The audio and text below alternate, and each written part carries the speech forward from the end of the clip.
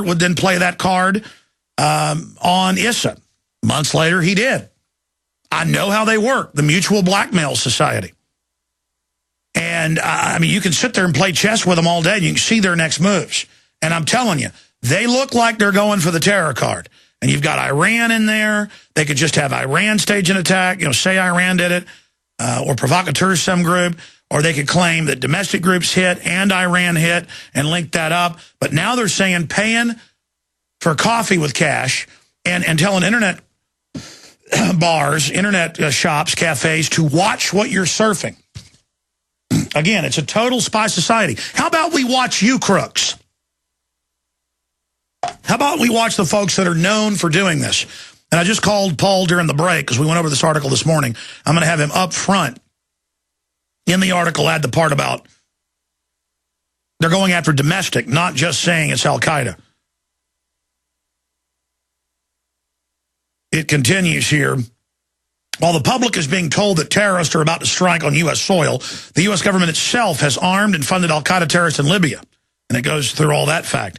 It is crystal clear that the gigantic anti-terror apparatus itself, created in the aftermath of 9/11, is now being used against the American people, with citizens being trained to spy on each other under the auspices of Homeland Security, See Something, Say Something campaign. To illustrate the absurdity of how far this reaches, hot dog sellers at the recent Super Bowl were trained by the TSA to spot terrorists.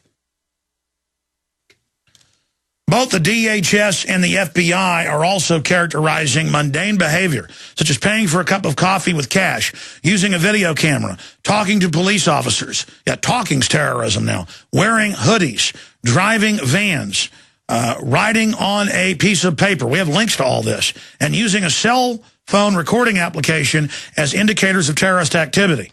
How about working for a government that's been known to stage terror attacks and been caught doing it? How about that? To top it all off, the Obama administration was also instrumental in passing a provision of the NDAA bill, which authorizes the military to kidnap and incarcerate U.S. citizens without trial, merely on the accusation that they may be terrorists.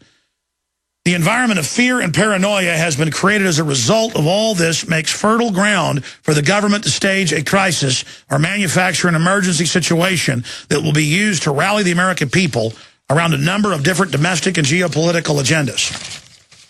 And again, Paul, I called him about an hour and a half before news time. We went over some notes, some points I wanted in this alert. He's going to add some more.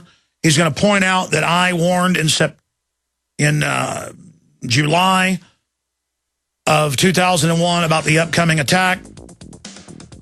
I even called the target, and I did have Dr. Monteith coming on. I'm going to push him back 20 minutes into the next hour because I've got to continue breaking this down, how I know all this, okay? Again, we have a fraudulent government.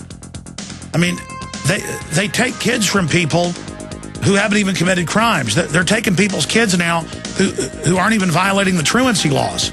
We've got proof of that. It's a lawless group of criminals. Alex Jones. All right, if you just joined us, I'm going to try to calmly go over this. All over TV today, you see it intensifying. Talk radio, print media, Reuters. They're saying, don't trust your neighbor. Don't trust people at the auto parts shop, people paying cash for coffee. Everybody's a terrorist. Don't trust anyone.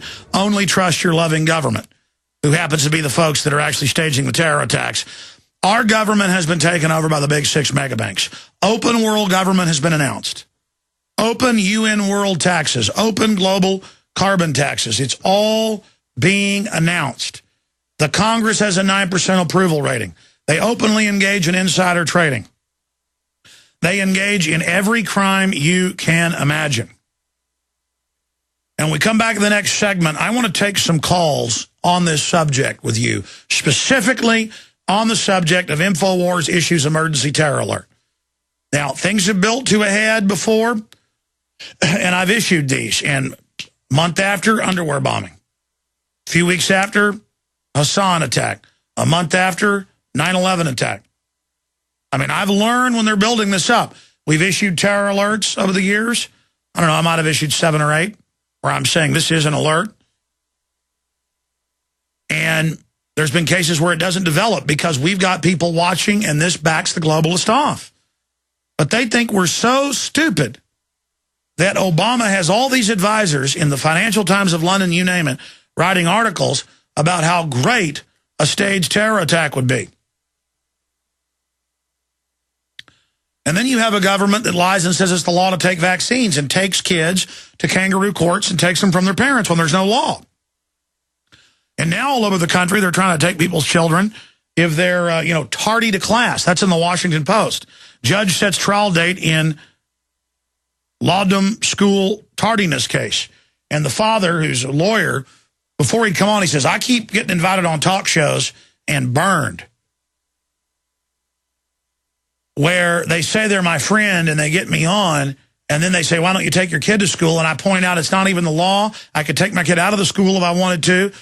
She's it's a 5-year-old.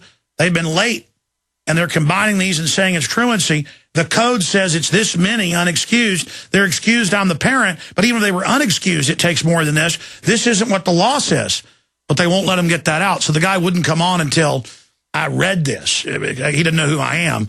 But he's going to come on the last 30 minutes of the show. Darren's in there setting him up. And, he's in there telling Darren, don't you understand? There is no law. How are they sending me a summons? How is this happening? Welcome to criminal land.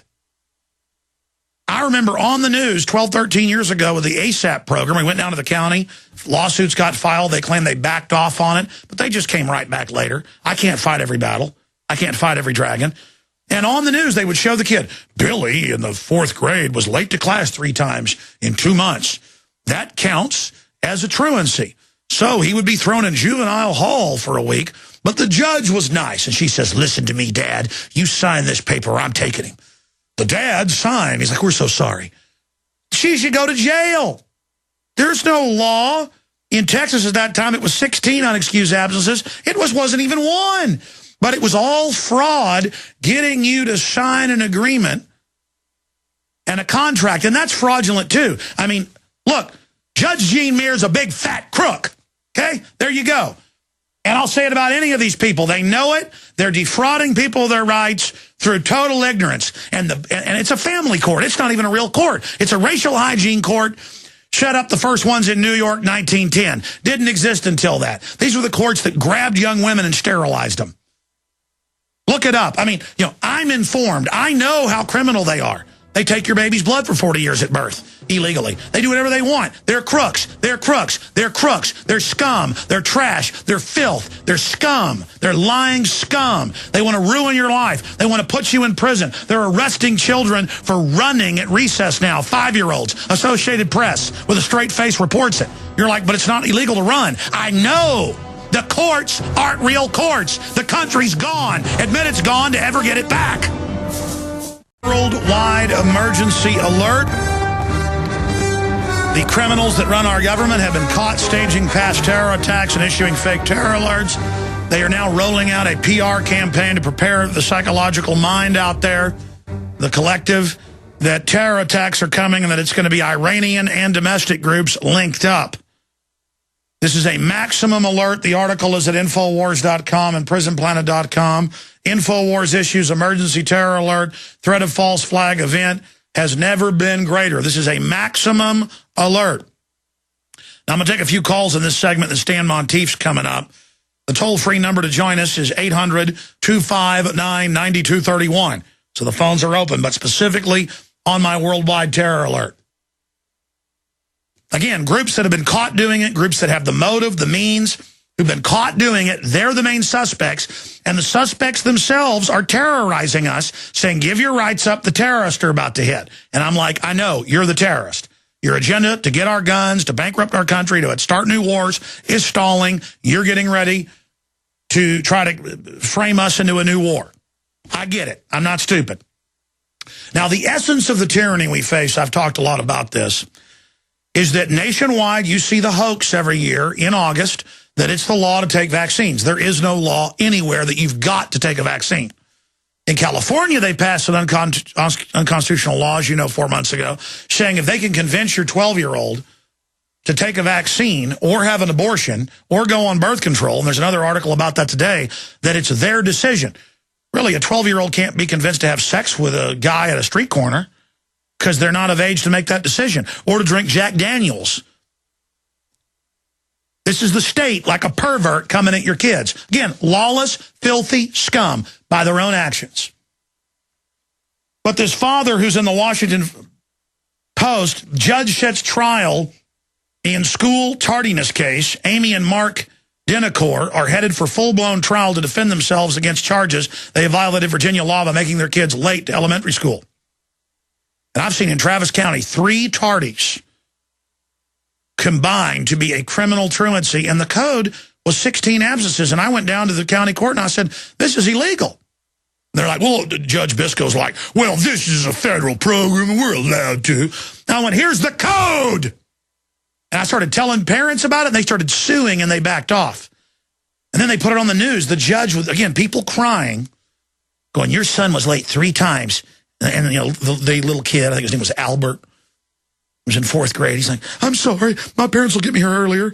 I'm sorry. They're like, I'm going to take you and put you in juvenile halls, like a Janet Reno type. And he's like, no.